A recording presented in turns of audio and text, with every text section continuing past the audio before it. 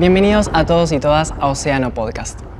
Somos Econews y este es un podcast donde nos vamos a sumergir en las profundidades del mar para poder entender y conocer lo maravilloso del mundo marino. Hoy vamos a hablar de la pesca industrial y tenemos una invitada muy especial. Ella es licenciada en Comunicación Periodística, especializada en temas ambientales y es coordinadora de Sin Azul, No Hay Verde, una organización para el medio ambiente. Bienvenida, Lucía Castro. Muchas gracias. ¿Cómo estás? Muy bien, muy contenta de poder estar acá para hablar de estos temas. Qué bueno. Bueno, quiero arrancar y saber cómo es la situación de la pesca en Argentina. Bien, súper importante. La pesca en Argentina.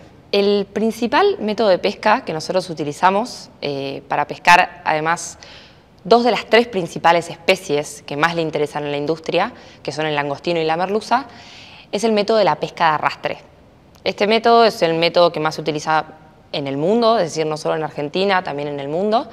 Argentina es uno de los 10 países que más lo utilizan y es un método que consiste en una red de pesca enorme y muy pesada que se sumerge en el fondo marino, que llega hasta el fondo marino y se arrastra a través de él y a través de toda la columna de agua, y así van ingresando las especies que la industria busca pescar, que como te contaba era principalmente la merluza y el langostino. Es un método no selectivo de pesca, ¿no? Por el tamaño de la red. Es una red en el que, si bien se utiliza para pescar una determinada especie, en realidad ingresa un montón de fauna marina que no se tiene la intención de pescar, pero por la no selectividad de la red y por el tamaño que tiene, se pesca. Pero bueno, tampoco me quiero adelantar tanto. Es el método de pesca que utiliza nuestra flota en Argentina. Bien, o sea, es parte de la pesca industrial, digamos, la pesca de arrastre. Sí, okay. Existen después, está también, por ejemplo, el calamar, viste que yo te conté de tres principales especies que se pescan en Argentina, que son la merluza, el langostino y el calamar. El calamar se pesca con otro método, son barcos poteros, pero lo que es pesca de arrastre se utiliza para pescar la merluza y el langostino en el mar argentino. Para entender la inmensidad, yo había leído que las pescas de arrastre son como, no sé, son del tamaño de una cancha de fútbol y van como arrastrando todo a su paso como si fuese una topadora marina. ¿Es tan así, tan impresionante? Y sí, hay un montón de estudios que te explican que por el impacto que tiene este método y para un poco poder tomar dimensión, porque es un método que no se ve, o sea, es una práctica que no sé, es imposible de ver porque aparte se practica millas adentro, entonces no ves a los barcos. Por los impactos que tiene se lo compara con la deforestación en tierra. Hay una comparación que nosotros usamos mucho desde Sin Azul, No Hay Verde para poder tomar dimensión, que es como si vos quisieras ir y recolectar manzanas y para hacerlo vas con una topadora y pasás por encima todos los árboles y después seleccionás las manzanas que te sirven. Funciona un poco de la misma manera, la diferencia es que no lo vemos y por eso cuesta tanto poder tomar real dimensión. Pero sí, son redes enormes que pueden llegar a tener 120 metros de largo, 45 de ancho y una apertura de boca como de 12 metros de altura. Entonces son redes gigantes. Sí. ¿Y qué pasa con esos animales que son atrapados accidentalmente? O sea, que me imagino que en el arrastre se llevan cosas que no... Exacto. Esa es una de las principales consecuencias de la pesca de arrastre, que se conoce como pesca incidental o bycatch en inglés. De vuelta, por la no selectividad de la red y porque el océano está lleno de vida, o sea, es dinámico, hay un montón de especies, hay un montón de peces, de moluscos, de crustáceos, de tiburones, está lleno, digo, ya no hay tanto como antes, esto es uno de los impactos que tiene la pesca industrial. Claro, ingresa todo eso en la red y muchas veces llega al barco muerto o moribundo, no en todos los casos igual, y todo eso que no sirve para ser comercializado se descarta. Que esto es una práctica que está prohibida por ley, por la ley acá en Argentina, por la Ley Federal de Pesca, está prohibido, pero sin embargo es moneda corriente para la industria porque es algo que no se puede evitar por la red. En Argentina tenemos un problema muy grande no solo de pesca incidental, por ejemplo, de especies que en muchos casos son endémicas, o sea, son de acá y no están en ninguna otra parte del mundo, especies que son muy vulnerables, que están en peligro crítico de extinción, como tiburones, rayas o delfines. En Argentina también tenemos un grave problema que es el de la pesca incidental de juveniles de esas especies que sí se buscan pescar. Por ejemplo, juveniles de merluza. Los juveniles son el pez más pequeño que aún no llegó a reproducirse. Entonces hay mucha pesca incidental de juveniles de merluza, de juveniles incluso de langostino, que son esos ejemplares más pequeños que como no llegan a reproducirse y vos los pescás, no dejas que la población pueda regenerarse. Entonces estás todo el tiempo pescándolos y así es como año a año, y como ya sucedió con la merluza, tenés cada vez menos abundancia de eso, y eso perjudica directamente a la industria pesquera. Claro, y si es ilegal y perjudica tanto, ¿cómo se regula en Argentina esto? Bueno, es un tema. Sí, porque esto es ilegal, o sea, el artículo 21 de la Ley Federal de Pesca dice que está prohibido el descarte y tirar al mar cualquier tipo de desecho, bueno, lo vemos también con la contaminación plástica. El problema es el control de eso, es la fiscalización. Son necesarios, por ejemplo, los observadores y fiscalizadores a bordo de las embarcaciones para que puedan reportar todo eso. En Argentina tenemos un problema enorme, que no hay suficientes fiscalizadores y observadores a bordo de las embarcaciones para que puedan justamente cumplir ese rol y poder notificar y avisar de todas estas infracciones, ilegalidades, para que después se puedan tomar las sanciones correspondientes. No es representativo el número como para poder tener información representativa de la situación. Y eso es un problema que, no lo digo yo, o sea, la industria reconoce que eso es un problema que están intentando lograr que haya más fiscalizadores y observadores a bordo, porque es un rol clave para poder monitorear y entender todo lo que está pasando cuando un barco zarpa y después ya no lo ves más. Claro. Tal cual. El problema ahí es el control y la fiscalización de toda esa situación. Nosotros en Argentina nos encontramos con una industria con muy poca fiscalización y control real y estricto. Muchas veces las normas y las regulaciones están, el problema es que no se puede controlar, porque no hay capacidad para poder hacerlo. Y eso es un problema, porque ahí también tenés otro problema, que es la sobrepesca, ¿no? Se pesca mucho más de lo que se debería, ¿no? Las redes pescan mucho más y muchas veces lo que no sirve simplemente se descarta, porque es mucho más de lo que deberían llevar a puerto, entonces simplemente lo tiran, lo descartan muerto al mar. Y muchas veces son especies en peligro de extinción y eso perjudica más la cuestión de estas especies, Ni ¿no? hablar, o sea, nosotros creemos que se hace mucho hincapié incluso desde la parte de la evaluación, o sea, el INIEP es el organismo que se encarga de evaluar cómo están las poblaciones de las distintas especies, y hay como un enfoque muy particular y como nos enfocamos en estudiar a ver cómo está el langostino, estudiamos a ver cómo está la merluza para ver si para el próximo año o para esta temporada de pesca la industria va a poder pescar.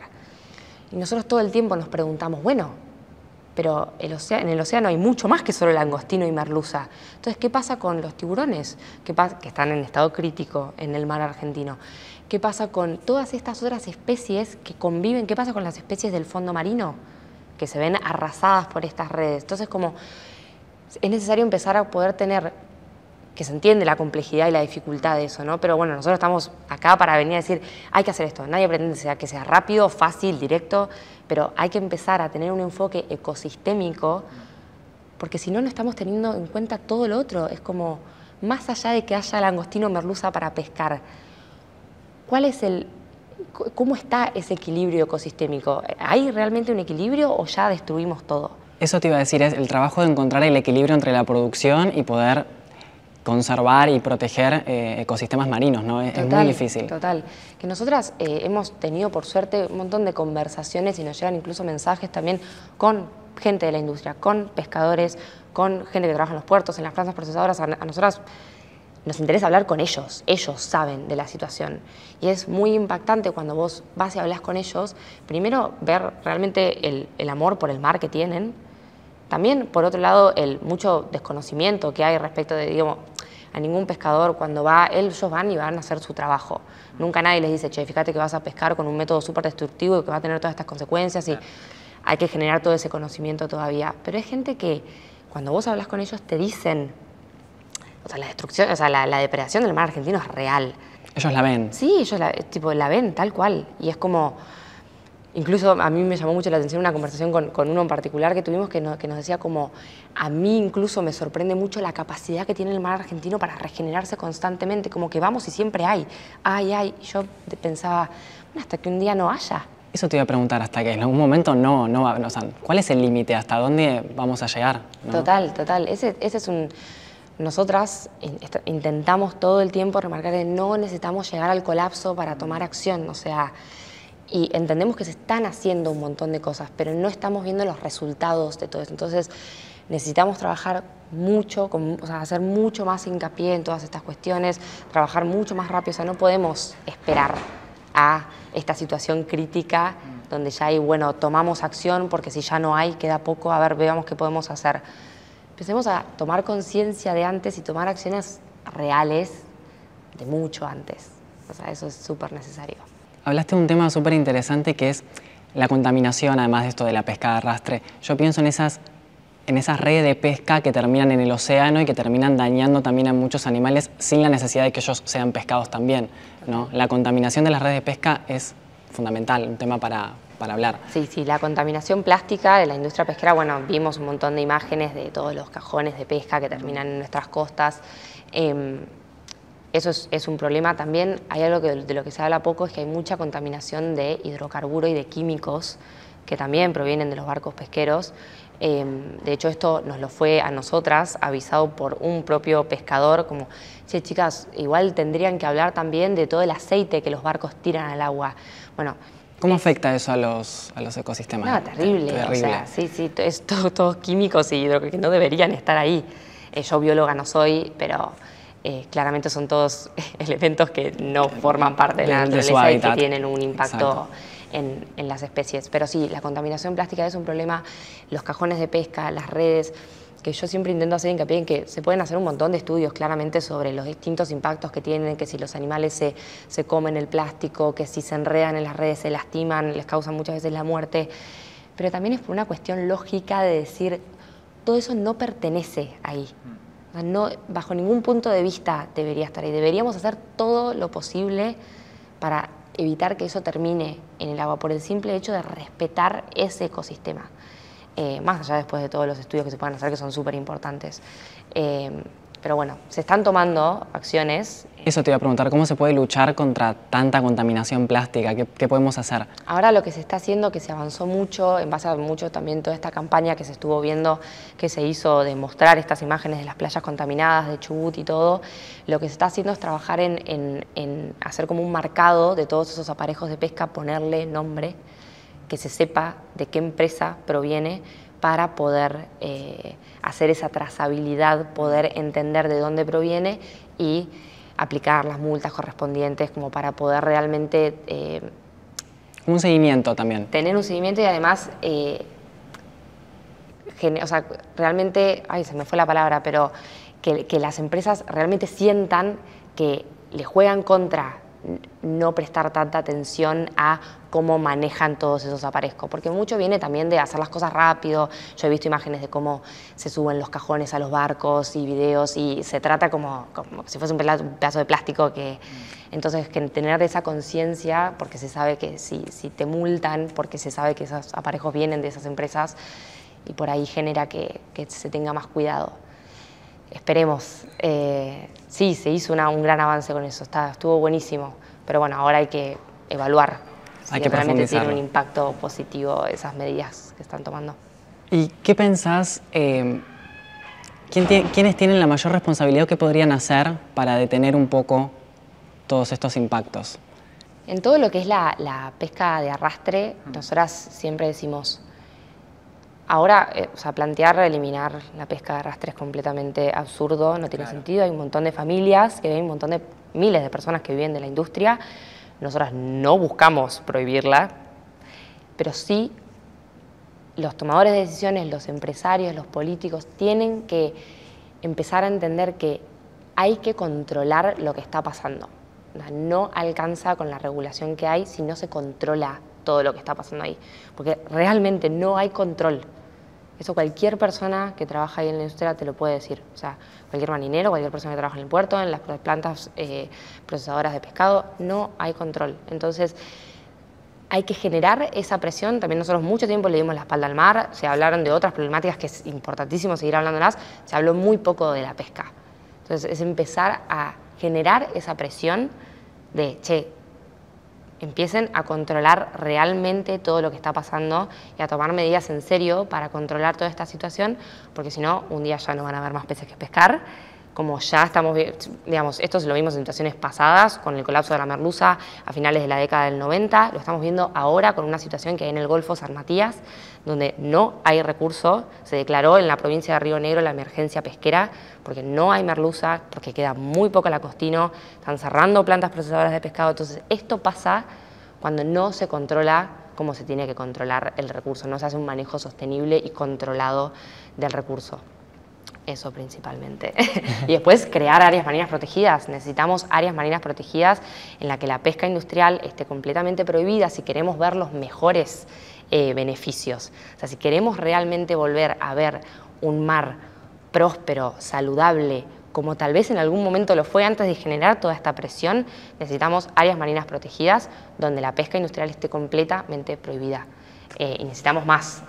Nosotros ahora tenemos un 7,8. ¿No? Sí, tenemos 3 áreas marinas protegidas, que son 2 en verdad, Banco Burbud y Yaganes, donde digamos, representan el 7,8% de nuestro mar protegido. Así todo, dentro de esas áreas marinas protegidas hay sectores en los que se permite la pesca. Eso te iba a preguntar, ¿cómo se termina regulando entonces? Porque lo que está prohibido se termina haciendo, es muy complicado. Sí, las áreas marinas protegidas que nosotros tenemos ahora, tienen sectores en los que la pesca está permitida. Ah, ok. Eso es así, tenés sectores en donde no, esos son reservas estrictas, y después tenés lo que son parques. En esa categoría de parque, la pesca está permitida, súper controlada, bueno, digamos, eso dice el texto, sí. Y después tenés las reservas marinas estrictas donde no está permitida la pesca. Entonces es un conjunto de esas categorías de conservación dentro de lo que es el área marina protegida.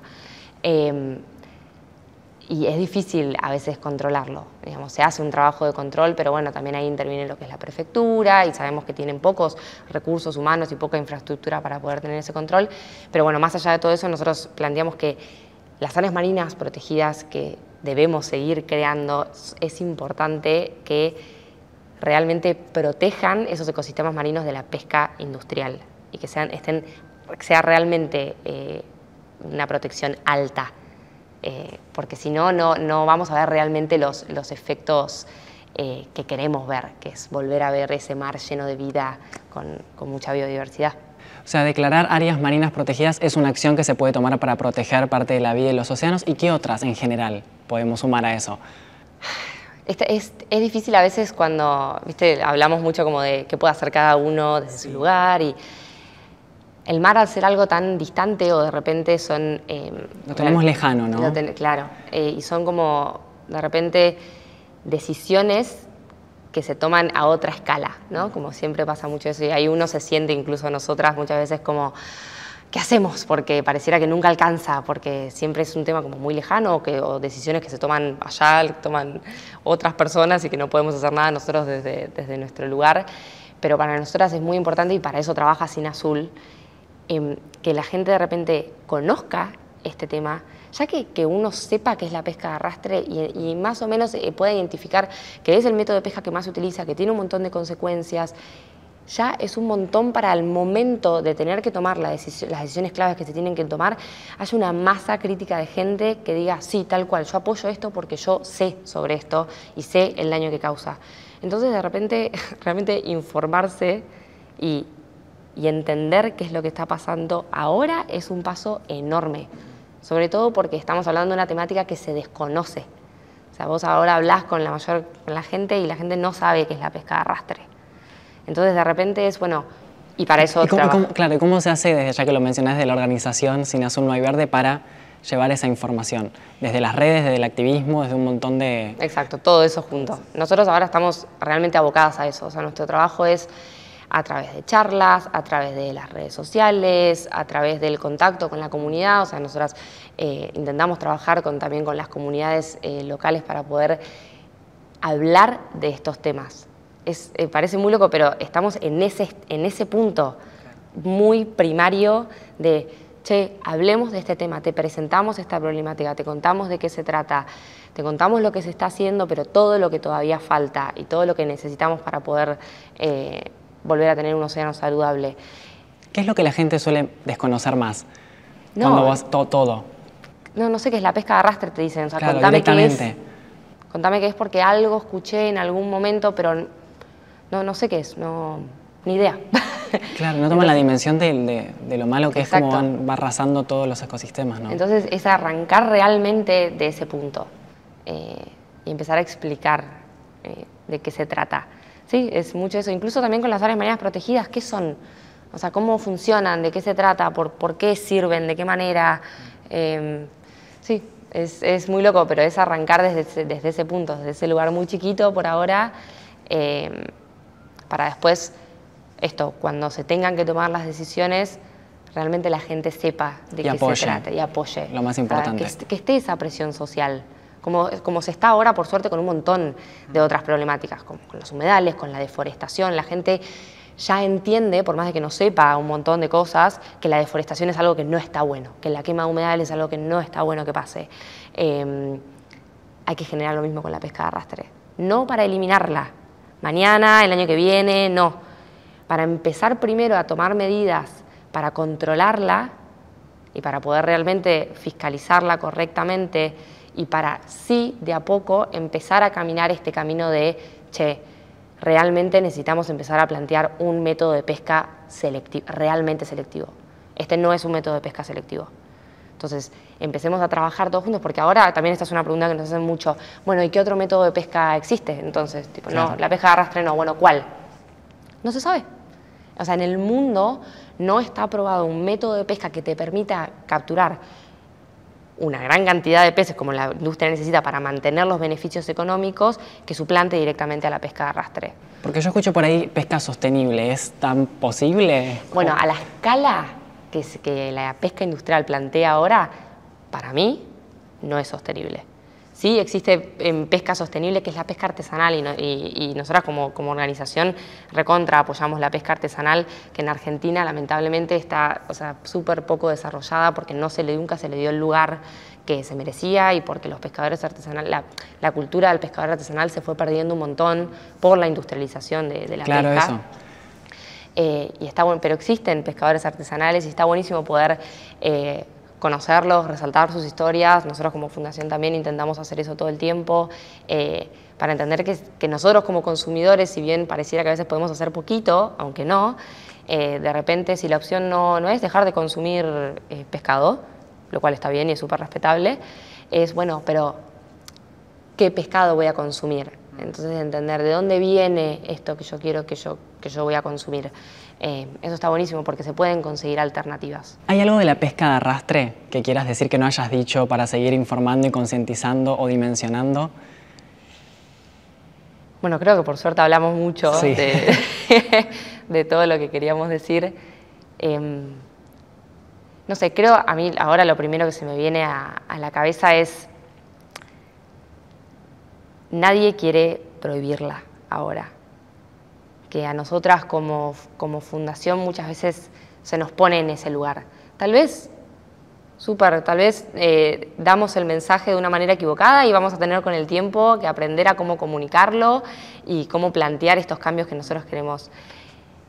No es posible prohibir la pesca de arrastre hoy, pero sí creemos nosotras que un océano sin depredación es posible. O sea, tenemos esa capacidad, tenemos esa creatividad para poder plantear alternativas innovadoras y soluciones a los... Necesitamos empezar a caminar ese camino de transición hacia realmente, métodos realmente selectivos que no destruyan con todo a su paso, como está sucediendo ahora. Y es posible, pero realmente tenemos que tener esa voluntad todos de querer empezar a caminar ese camino. De tomar acción. Exacto, como realmente yo quiero empezar a trabajar en esto. Va a ser un camino largo, dificilísimo, pero ahora ni siquiera estamos interesados en empezar a caminarlo realmente. Eso, creo. ¿Hay algo que quieras decir que no te haya preguntado? No, creo que estamos bien. ¿Estás conforme? Sí, hablamos un poco de todo lo que teníamos que hablar. Bueno, muchísimas gracias. Gracias a vos. Vamos a hablar de la pesca industrial y para eso trajimos a un especialista en pesca ilegal y responsable del programa de conservación marina del Círculo de Políticas Ambientales de Argentina, Milko Schwarman. Bienvenido. ¿Cómo estás? Hola, gracias. Muy bien, gracias por invitarme. La verdad que es un honor para mí, un placer en realidad. Qué bueno. Bueno, quiero arrancar a entender de manera general cómo se encuentra la situación de la pesca industrial hoy en Argentina. Bueno, dentro de la zona económica exclusiva del mar argentino tenemos una pesca regulada, que hay muchas cosas que mejorar, pero podríamos decir que no es un caso tan grave como el que ocurre justo al borde de la milla 200 de Argentina, justo fuera de la jurisdicción nacional, donde hay una concentración de 600 embarcaciones industriales, y ese es el principal problema del mar argentino y del Atlántico Sur. Y como ustedes imaginarán, las especies de peces desconocen que hay un límite geográfico que impusimos los humanos en la milla 200, sino que las especies de elefantes marinos, delfines, tiburones, merluzas, calamar, atraviesan esa frontera imaginaria, y el hecho de que exista una flota de 600 embarcaciones sin ningún tipo de regulación, que no respetan ni temporada de veda, no respetan la zonificación, artes de pesca, ningún tipo de control, genera un impacto directo sobre todo el ecosistema, y ese impacto lo sufre el mar argentino, y para mí hoy es el problema más grave del Atlántico Sur, ¿no? Y estamos hablando de una flota que no solo realiza una pesca destructiva, sino que captura otras especies como pesca incidental, y que también genera una gran cantidad de contaminación y afecta a la industria pesquera argentina y la economía costera, porque compite de manera desleal y no legítima con la pesca argentina, que está regulada y cumple con una cantidad de normas. Claro, a esto nos referimos con la pesca ilegal, ¿no? Así es. Y se relaciona con la pesca industrial, porque quiero aclarar este concepto de ¿es lo mismo pesca industrial y puede haber pesca ilegal industrial también, o son dos cosas? Es exactamente, es industrial y suele ser ilegal también. Argentina tiene una flota de entre 800 y 1000 embarcaciones. Podríamos decir que aproximadamente la mitad son embarcaciones de pesca industrial. Sin embargo, esta flota que opera fuera de la milla 200, que son barcos extranjeros, son todos barcos industriales, mega industriales podríamos llamarle, que compiten deslealmente con la flota argentina y generan una gran depredación. Pero es importante aclarar que cuando esta flota está fuera del límite, lo que se llama es pesca no regulada, no declarada, yo le llamo pesca furtiva, destructiva, y cuando alguno de esos barcos atraviesa este límite, ingresa a la milla 199, llamémosle, o ingresa al mar argentino, ahí es pesca ilegal jurídicamente hablando. El hecho de que no sea ilegal cuando están afuera, digamos, no significa que sea menos grave. O sea, el impacto ambiental, social y económico es el mismo si están en la milla 201 o en la 199. Quiero decir, jurídicamente se va a calificar de ilegal porque ingresó a la milla 199. El impacto es absolutamente el mismo, el océano sufre lo mismo, la economía de Argentina sufre lo mismo, y por eso estamos trabajando en buscar una solución a esa gran flota pesquera completamente descontrolada, y yo le llamo el infierno en el mar, ¿no? Son barcos en donde hay abuso a los derechos humanos, hay contaminación, pesca de especies o captura de especies amenazadas y protegidas como elefantes marinos, tiburones, hay aleteo de tiburón, capturan delfines también. O sea, sabemos que tenemos documentado eso y hay un daño terrible, ¿no? Entonces por eso lo llamamos como lo llamo yo el infierno en el mar, porque hay una serie de impactos que, como te decía, a veces hacen pesca ilegal e ingresan, que son cuando muchas veces los persigue la prefectura y los captura, pero aunque no realicen pesca ilegal, el impacto es el mismo, digamos, el daño es el mismo, y eso es lo que tenemos que todos saber, que hay que resolver el problema más allá de que entren o no ilegalmente. Eso te iba a preguntar, sea legal o ilegal, daña, y cómo podemos hacer, qué soluciones hay para poder evitar esto. Bueno, muy buena pregunta, porque todos los años hablamos de las luces, de la flota, de los chinos, y creo que es el momento de empezar a buscar soluciones. Y tu pregunta fue muy buena, y es importante tener en cuenta que no hay una sola solución, que no hay una fórmula perfecta, bueno, apliquemos esta medida y se soluciona el problema, sino que hay un abanico de soluciones que hay que ir trabajando y avanzando en cada una de esas soluciones. Y voy a dar algunos ejemplos, ¿no? Hace tan solo 6 días las Naciones Unidas aprobaron por consenso el Acuerdo Global sobre la Biodiversidad en alta mar. Alta mar es el 43% de la superficie del planeta y es patrimonio de toda la humanidad. Todos somos dueños de eso. casi la mitad del planeta, ese acuerdo va a ser vinculante, o sea, obligatorio, hay que cumplirlo, y es un acuerdo que permite algunas herramientas, como por ejemplo crear áreas marinas protegidas en alta mar, exigir estudios de impacto ambiental, tiene varias importantes iniciativas, y bueno, esa es una de las soluciones.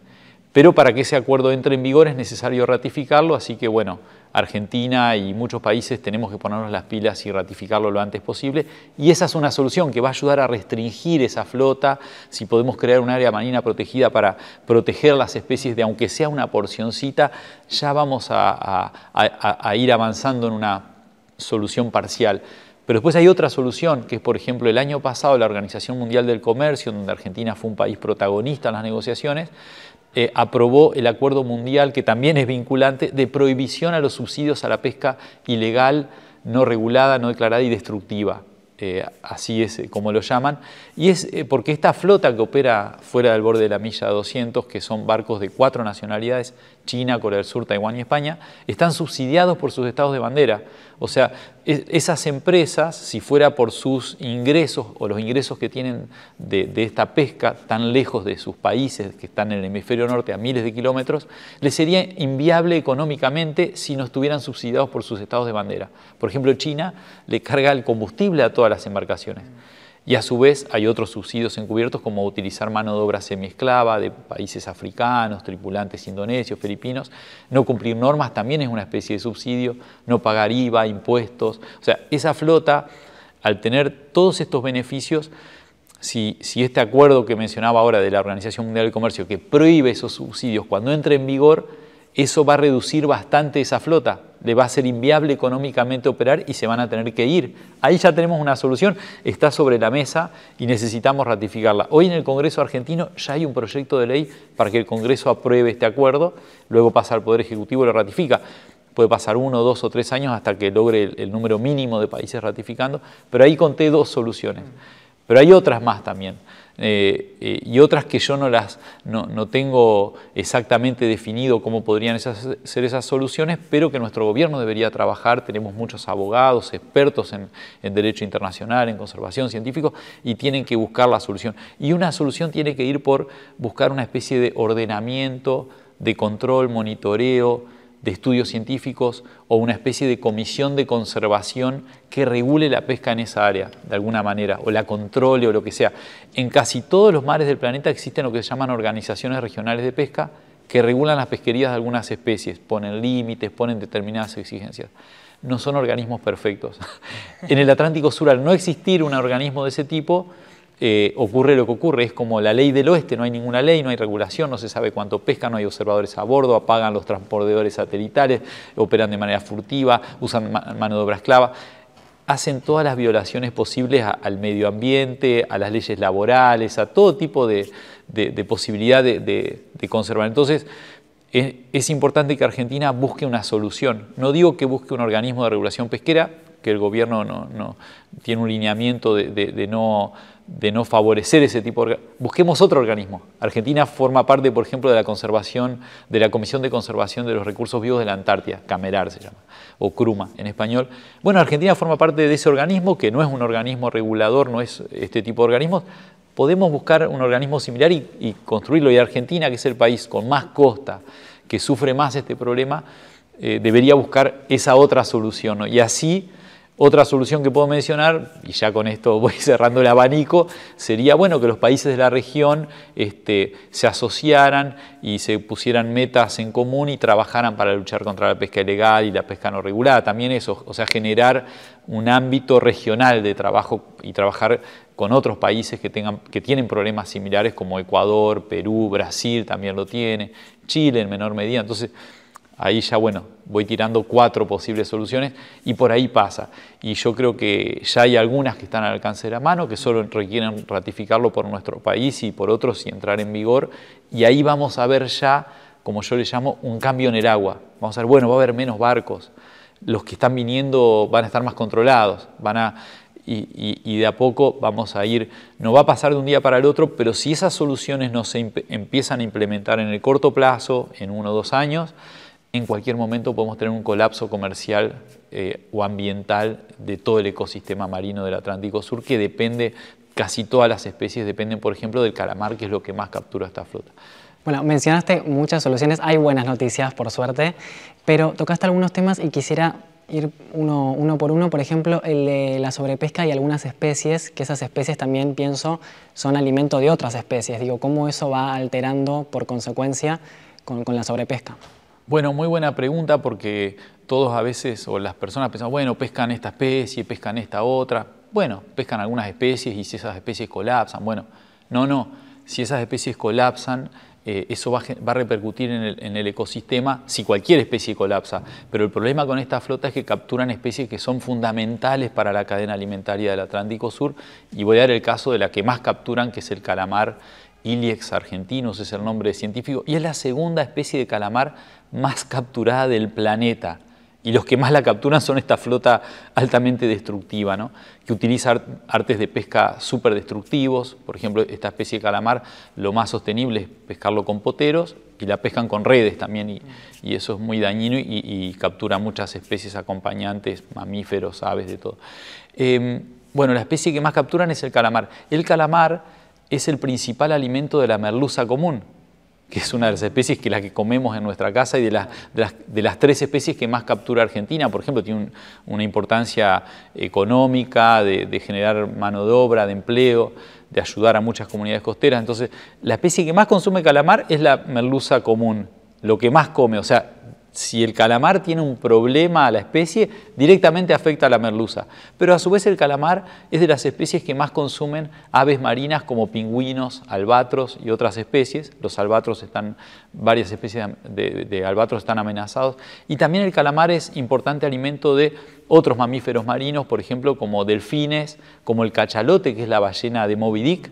Se alimenta de mucho calamar, y en el mar argentino tenemos cachalotes, para tener una idea. Lo que pasa es que están muy lejos de la costa, es difícil de avistarlos. También el calamar es alimento de elefantes y lobos marinos, cuyas colonias están en las costas de la Patagonia, que atraen mucho turismo, que son especies protegidas por la legislación provincial y nacional. Entonces, ahí vemos que casi todo el ecosistema se alimenta de los calamares. Es más, los calamares a veces se alimentan de otros calamares. O sea, quiero decir, es una especie fundamental de toda la cadena alimentaria, y toda esta presión pesquera que está habiendo, que ha ido en aumento. Yo en mis estudios, y lo demuestran datos matemáticos, ha ido en aumento la presión y la cantidad de embarcaciones, puede en cualquier momento generar un colapso. Yo le llamo, es como una bomba ambiental, digamos, está ahí y no sabemos cuándo va a explotar. Por eso es importante avanzar con las soluciones que ya tenemos al alcance, y las otras que pueden llevar un poco más de tiempo, que son más difíciles o complejas, ir avanzando también, pero si nos quedamos estáticos y no avanzamos, en cualquier momento podemos tener una mala noticia. Y esto, quiero recordar, ya ha pasado. En el caladero argentino, en el año 97, colapsó comercialmente la merluza común. Argentina llegó a capturar 1 millón de toneladas anuales. Imaginemos que hoy no se capturan ni siquiera 200.000. Claro. Se capturó más de 5 veces más de lo que se captura hoy. Y esto de lo que fue declarado. También una captura que no está declarada, y hay descarte y otros datos que no son oficiales, pero que tal vez fue mayor la captura. Y esa especie pasó de más de 1 millón de toneladas al año a más de 100.000. Cayó al 10% de un año al otro, prácticamente la especie. Y eso tuvo un impacto económico y social terrible. Hubo que subsidiar a las familias que se quedaron sin trabajo. Quiero decir, no es solo el ambiente, sino muchos otros aspectos. Y en ese caso hubo advertencias de que eso podía ocurrir. Y en este caso con el calamar, por ejemplo, o esta flota, no está habiendo ni siquiera advertencias. Es hasta tal vez más grave todavía. Muy bien. Bueno, por eso son importantes estas soluciones. Y hay algo que también me preocupa, que lo mencionaste dentro de la industria de la pesca, que es la violación a los derechos humanos. Y yo leí por ahí que, por ejemplo, hay muchos trabajadores que llegan muertos al puerto. ¿Esto es realmente así?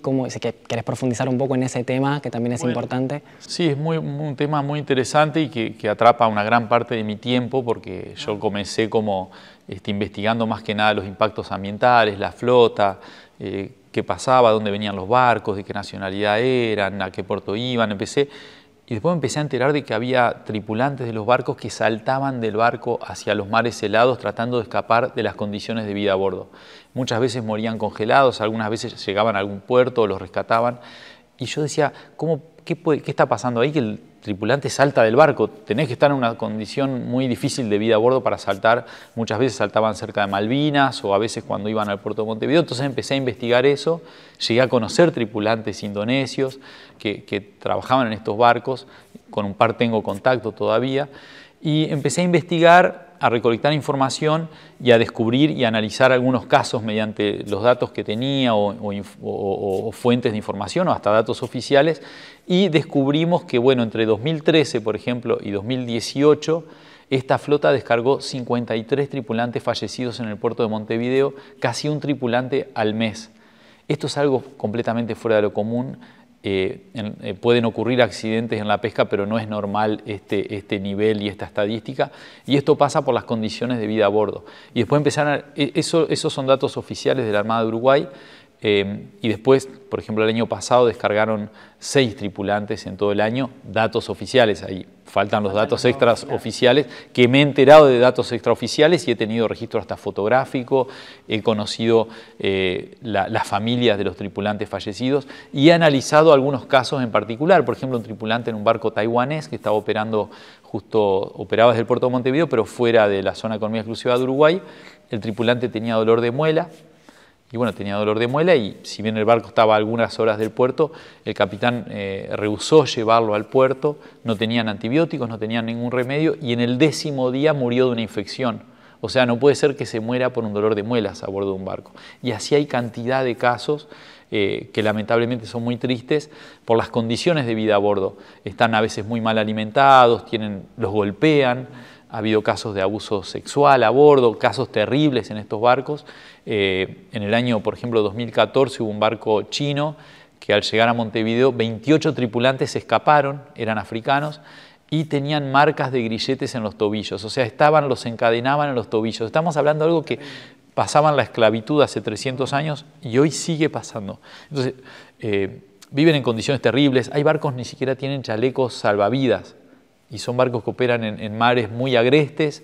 Yo he navegado esos mares, son muy agrestes, con condiciones climáticas terribles, con mucho frío, y a veces ni siquiera tienen chalecos salvavidas. Entonces uno ahí ve que, y fui cada vez interiorizándome más y dedico mucho tiempo a seguir el tema de los abusos a los derechos humanos en estas embarcaciones, porque siento cierta empatía, ¿no? Lamentablemente son gente que viene de países en situaciones sociales muy complejas, hasta más complejas que las de Argentina, y en una situación desesperada porque le prometieron trabajo y le prometieron muchas cosas que luego no cumplen. A veces están estos barcos navegando hasta 2 años sin ir a puerto, les prometen que van a ir a puerto y no van por años, no les pagan el salario, los dejan abandonados en algún puerto. Entonces, nada, son gente que sufre mucho y fue un problema que me conmovió mucho y que ahora dedico una parte de mis investigaciones a mostrar ese problema, porque cuando uno quiere resolver algún problema, lo primero que hay que hacer es reconocer que hay un problema, mostrarlo, exponerlo. Es decir, debe ser desesperante cómo hacer para que esto se detenga, y la mejor manera es exponerlo. Es tal cual lo decís, o sea, la mejor y la primera, o sea, el primer paso es exponerlo.